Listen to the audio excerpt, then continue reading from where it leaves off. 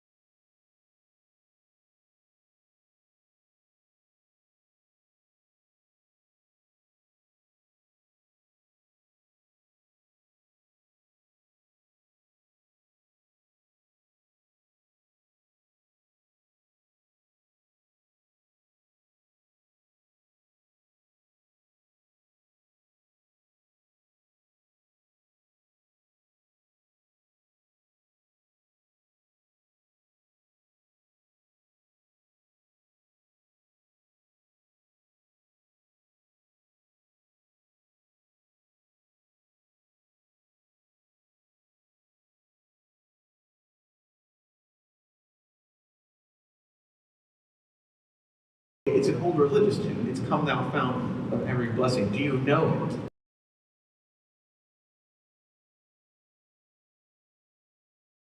In fact, I wrote it.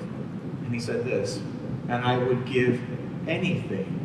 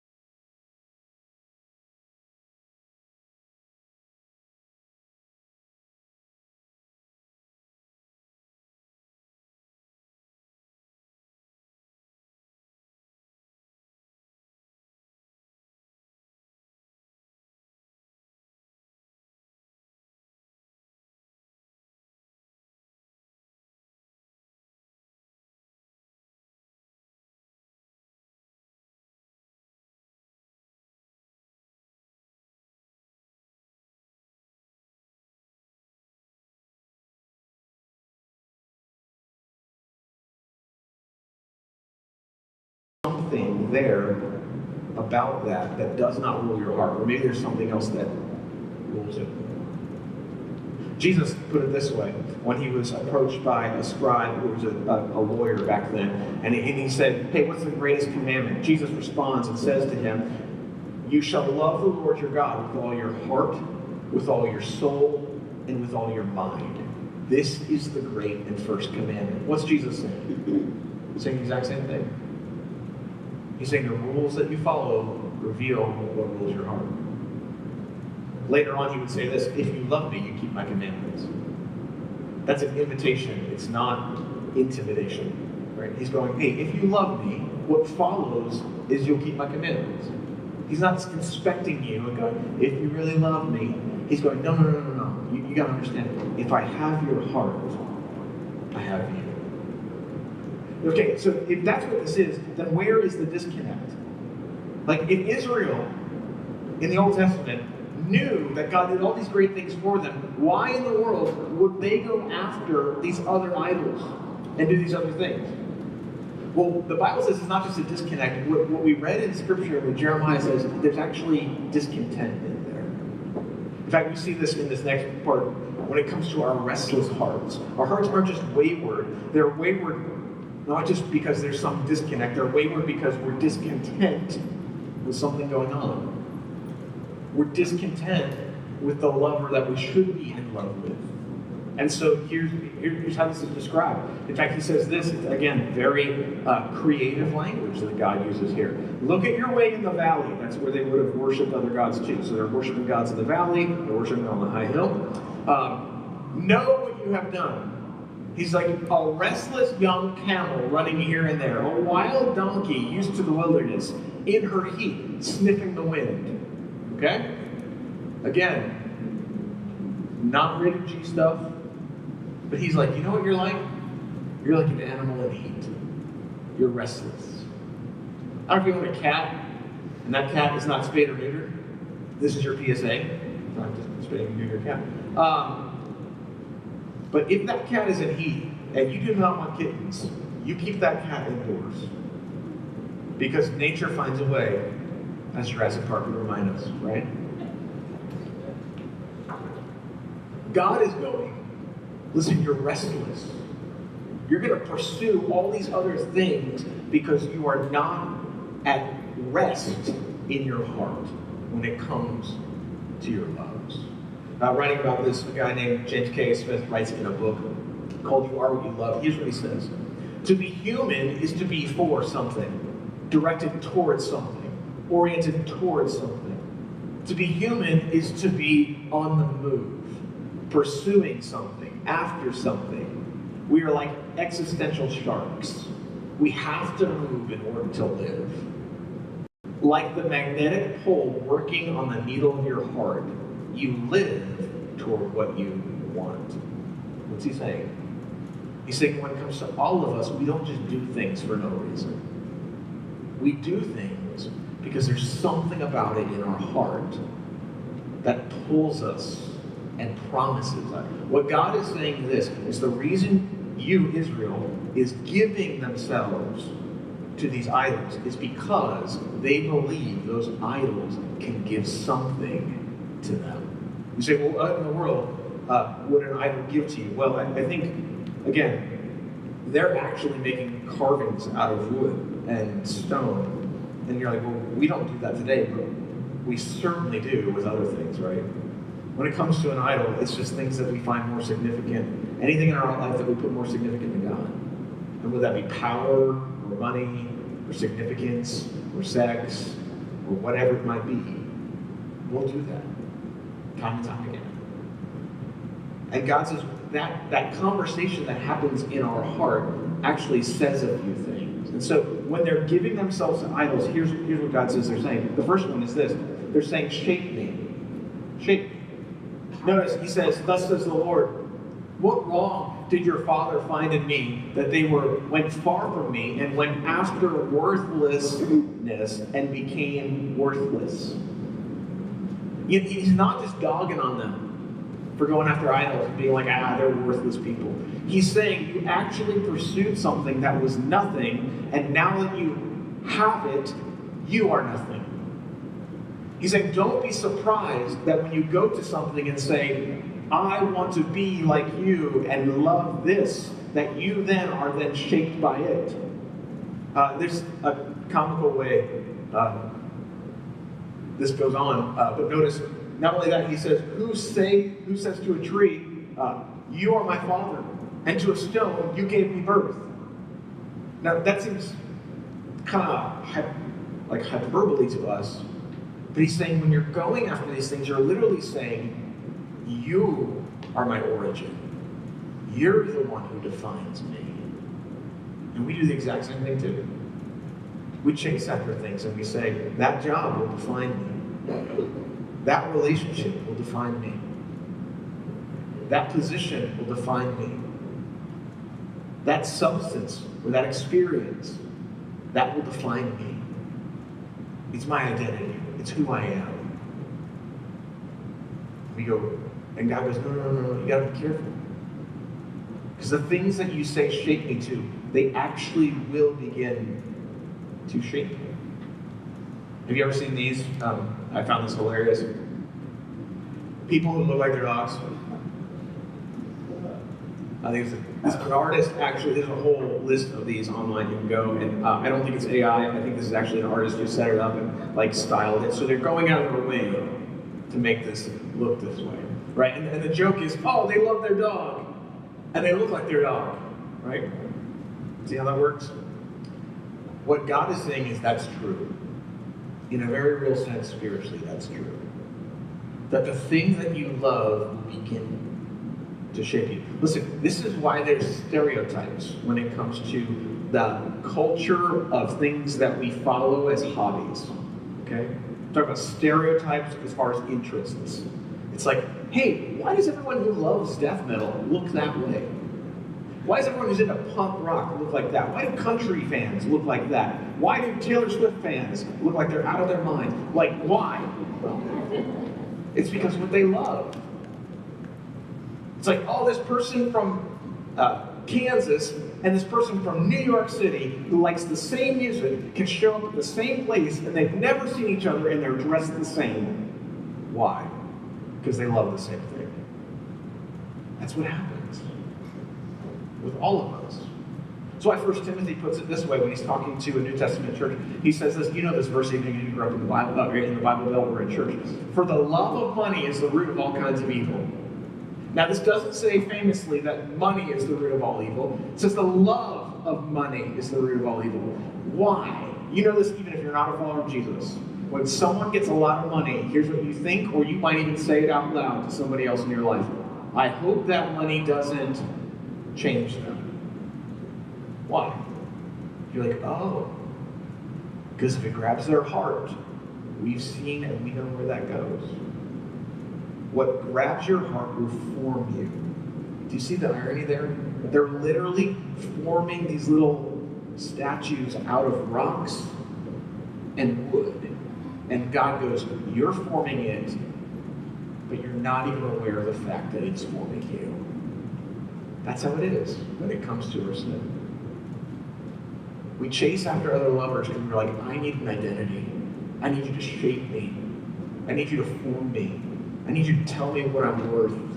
I need to know where I came from. I need you to give me something that I don't have. Which is the second point, really. When we say to our idols, we say shape me, but we also say this, we say save me. Save me.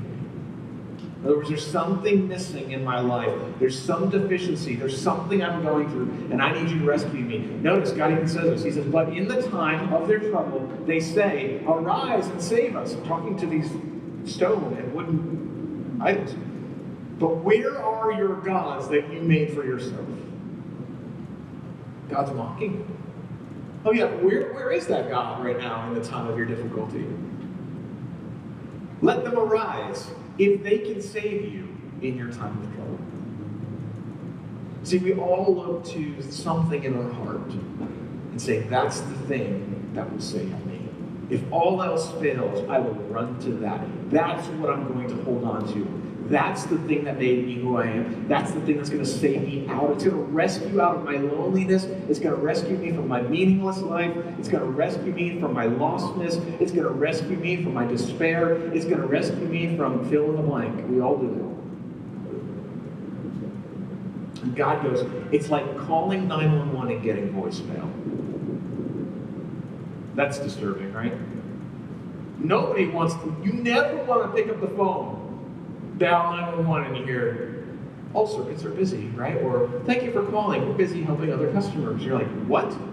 You'd hang up and dial that again. Why? Because it's 911. You know this, if you have a friend and every time you call them, they put you on hold, you stop calling. They're no help. And God goes, your idols will do the exact same with your life. It's the thing that you give to shape you, the thing that you call on to save you. In that moment, you'll find out that they're occupied or it's not even able to help. Can't do it. We say, save me. We say, shape me. Because lastly, we're looking at these things, and we're saying, satisfy me. Our restless hearts look to this to satisfy us. Notice he says, feet from going unshod, and your throat from thirst.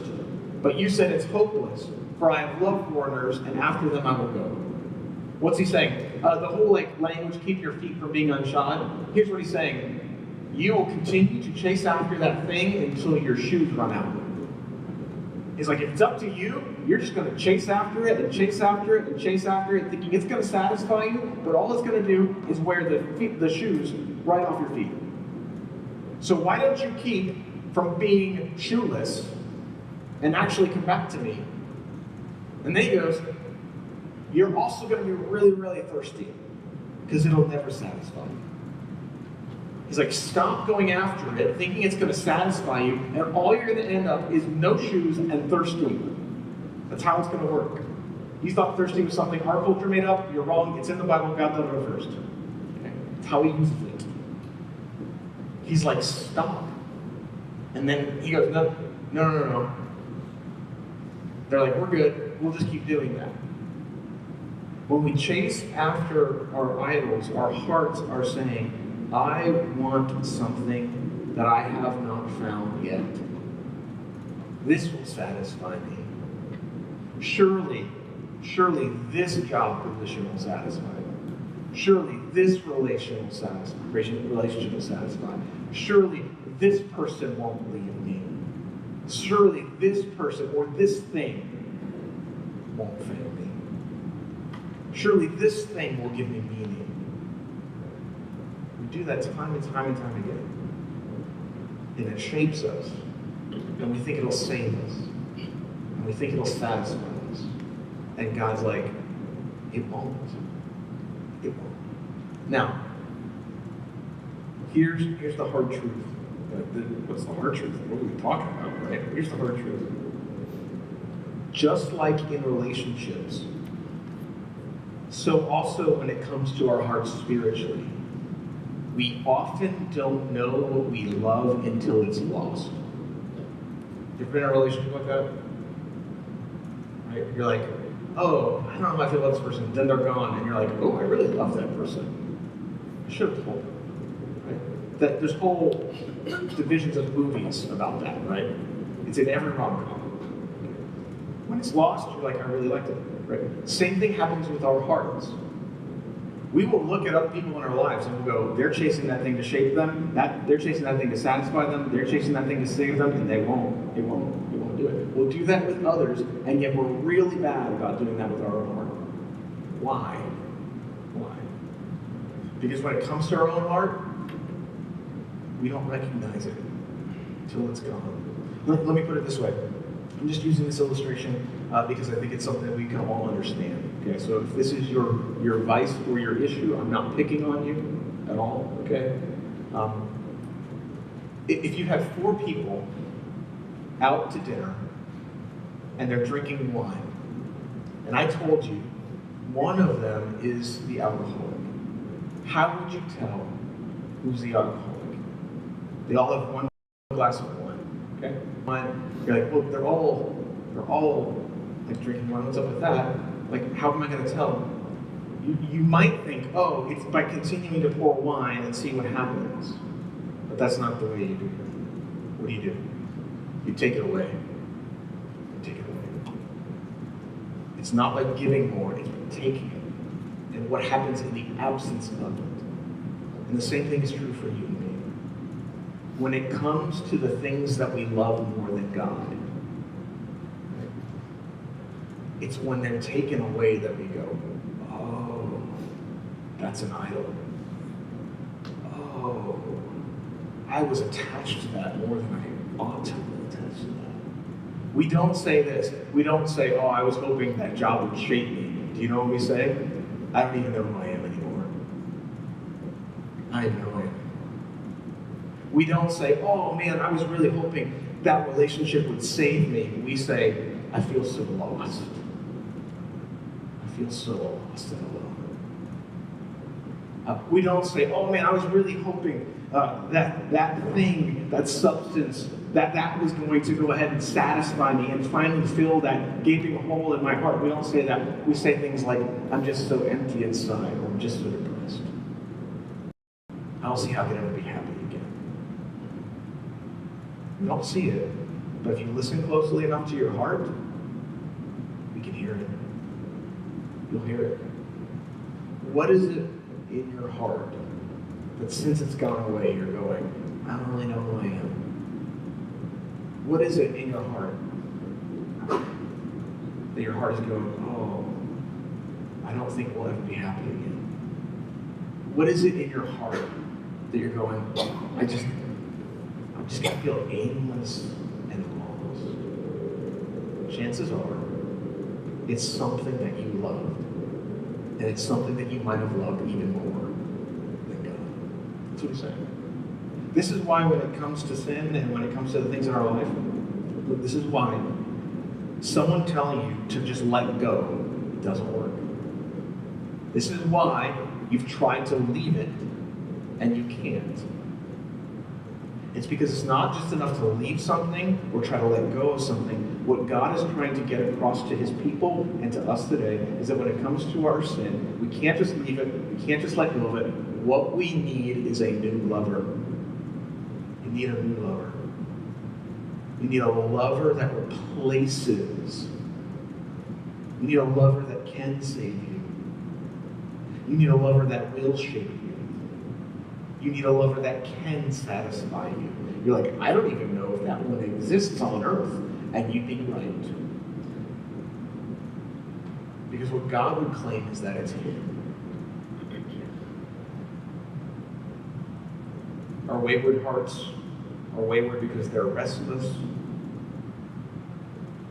The only solution all throughout the Bible for you and me and Israel is this. God would say this. It's a heart that is his. It's a heart that's his. Now, in our text that Landon read for us today, there wasn't a lot of hope. I don't know. Really wasn't a lot. Nowhere does it explicitly say yet. God says, come back to me. He's not saying that yet. He'll say that later on in this book. You can keep reading if you like. I'd encourage you to. But there's clues in this chapter. You say, well, what are the clues? Notice, he says this in verse 6. They did not say, where is the Lord who brought us up from the land of Egypt, who led us through the wilderness in a land of deserts and pits, in a land of drought and deep darkness, in a land that none passes through, where no man dwells, and I brought you to a plentiful land to enjoy its fruit and its good things. Okay? Just think about that. Hold that in place. We're going to read the next verse in verse 32 as well. Can a virgin, is God asking them, can a virgin forget her ornaments? In other words, can a young woman forget her jewelry?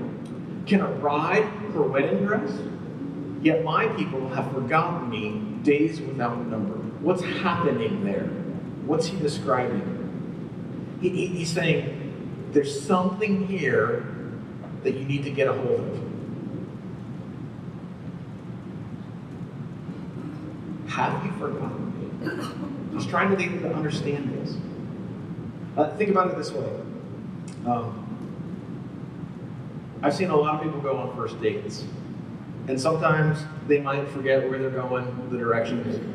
They might forget to do something before they leave the house. Do you know what most people do not forget? Ladies, if you're leaving on your first date, you're probably not forgetting makeup. Probably not. You're probably not forgetting to wear something nice. Gentlemen, you're probably not forgetting deodorant. If you are, that's the last date. Like, I would never forget that. You might forget what you ate, where you're going, her last name, her first name. You don't, but you're not forgetting deodorant. Ladies, you might forget a whole host of things. What's the name of the restaurant? What was the menu like? Oh yeah, where am I parking? You're not forgetting what you're wearing, right?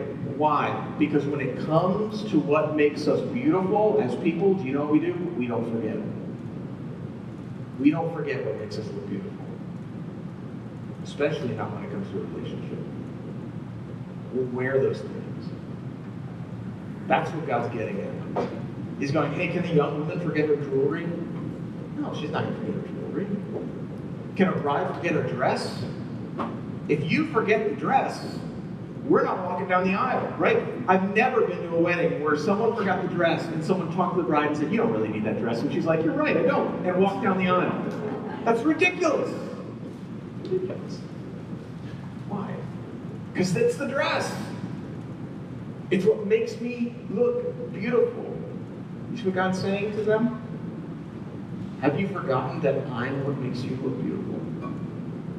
Have you forgotten that it's me? Have you forgotten what I've done for you? God's saying the very thing that young women will not do, you've done. You've forgotten me. That's why he says, they did not say, where is God? In other words, when it got time to be difficult, they didn't say, let us run to our God. Where's our husband? Where's our God? Where's the lover who led us through all that difficult stuff and who brought us to a plentiful land? Where's the grace that he's given us? He's saying this, when it comes to loving me, those who love me remember my goodness and what I've done for them. If your heart is prone to wander, like all of ours is, God is saying, some of the key to staying with me is remembering that I'm your beauty and remembering my grace for you. It's in remembering. And if you're in any relationship, you know that remembering is important. Hey, remember where we went for our first date? Hey, remember that time when we forgot our tickets and got stuck in that lane outside the venue? Hey, remember that fight and then how we made up? Hey, remember the first time we went to your parents' house? Remember when our car broke down? Hey, remember when we got our dog? Hey, remember when we lost our dog? Hey, remember when our kids were born? Remembering is part of faithfulness in a relationship.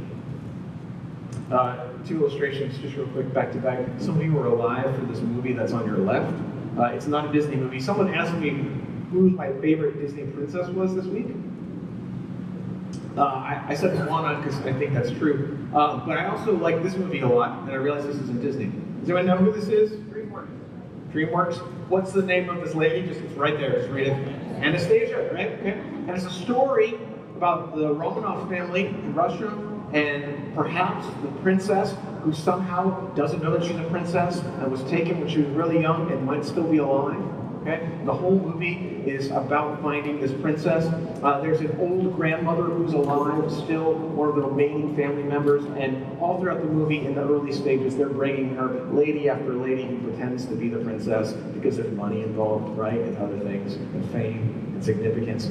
Except this one, who's the real princess, who doesn't really get that she's the real princess, right? There's a scene in the movie where she's wearing a necklace, and that necklace has a key on it. And the key goes to a music box that the grandmother, the old woman, has. And so in that scene, what happens is the old woman takes the key off her necklace and says, what is this? And she says, I don't really know, I've always had that. and she puts it in the music box, and she winds it up. And as the music begins to play, it's a great movie. Why is it a great movie? Because as the music begins to play, what happens? She remembers. She remembers. She goes, oh my goodness. And in that moment, the old grandmother looks at the young lady and says, Anastasia, and then she says this, my Anastasia. My Anastasia. If you were to look online, you'd find something that actually mimics art in reality. It's this video over here on the right. And it's a mother who has Alzheimer's. And in this YouTube video, they bring her a gift. And at first, she sits down and says, who are you? And the lady on the right says, I'm your daughter. And she goes, you're not my daughter. I don't have a daughter. You're not my daughter. No, no, no, no, no. Don't call me mom. Don't call me that. Call me, and then she says her name. Well, they give her this present. She opens up the present, and in it is a photograph, and it's her. She realizes it's her. And then she begins to talk to her family, and it gets to a point where the little girl in the photo, who's the woman, is in front of her, and she goes, oh, who's this? Oh, wait. And you see it in real time. She goes, oh, I had another baby. I have a daughter. I have a daughter. And then you literally watch it as it clicks. She looks right here at the woman sitting next to her and goes, you're my daughter. You're my Kate. My Kate. See, it's the language of love. It's you're mine. Not in some possessive, controlling, domineering, I am yours and you are mine. She remembers what God is trying to get across to his people. He's saying this, you will never be done with your sin until you realize that I'm the lover that is yours. I'm the one you were made for. I'm the one you need to be with. Remember me. Remember me. Over and over and over again. Faithful hearts don't forget. Because faithful hearts remember. So here's this thing that's going to come along and promise me the world. I'll shape you. I'll satisfy you. I'll save you. And in that moment, you go, I remember my first love. And I go, I don't need to be shaped. I don't need to be saved. Thank you very much. And when it comes to satisfaction, I have it. What? I already got it. You can leave. See, our heart in fighting sin and temptation isn't just scolding. No, no, no. We do need to remember that it is breaking God's law. But until we recognize that we are already satisfied in him. That's the ancient lie, right? The serpent comes to Eve and says, if you eat this, you'll be like God. Eve was already made in his image. He's promising her something she already has. And all she has to do, and all Adam has to do is go, no, thank you very much, we already are like God. And it's gone. What you can remember.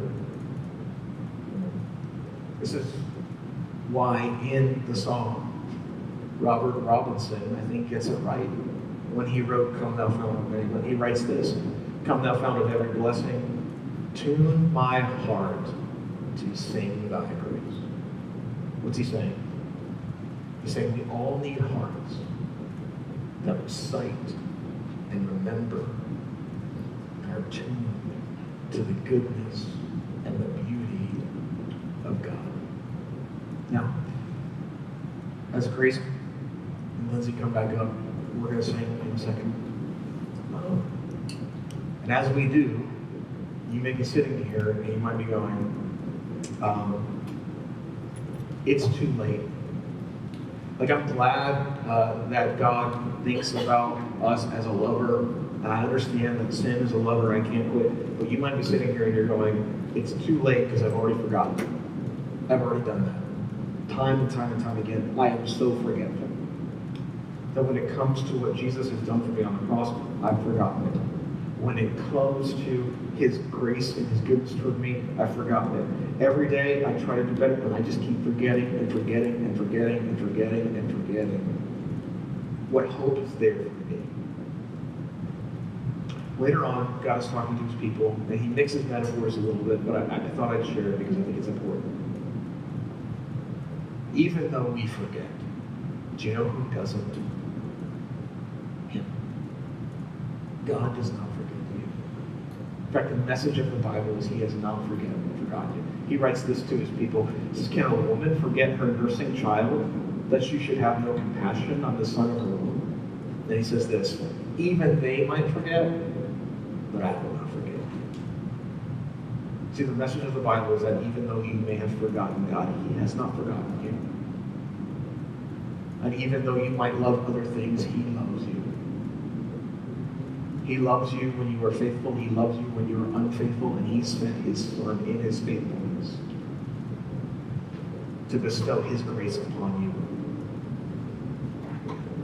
In fact, the night before Jesus goes to the cross, just maybe a few days even, he's sitting with his disciples.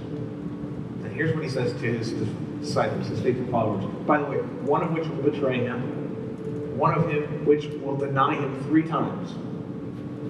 He says this, let not your hearts be troubled.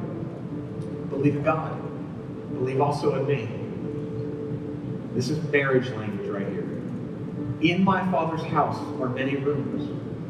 If it were not so, for I have told you that I go to prepare a place for you, and if I go and prepare a place for you, I will come again and take you to myself, that where I am, there you may be also. You see, in Hebrew culture, it was the ladies who waited for the guy to show up. He would go off, find a home, build onto his father's house, and then, when all was ready, he would come to the wedding feast, and they would be married, and there would be feasting and celebration, and they would go off together, so that where he was, there she would be too. So Jesus says about you, that because of his work on the cross and his love for you and me, he said, if you trust in me, I've gone to prepare a place. This doesn't mean that there's mansions in heaven for you. It means there's a lover in heaven for you. And it doesn't mean that when you die, you get to be rich in a big house with him. It means that whether you live or whether you die, your lover has crossed heaven and earth and eternity to bring you to himself. So that whether your heart is faithful or faithless, if you trust him, he will never forget you. Let's pray. Father, I just pray for those who are here this morning and they're followers of Jesus. And maybe for the very first time, remembering your grace.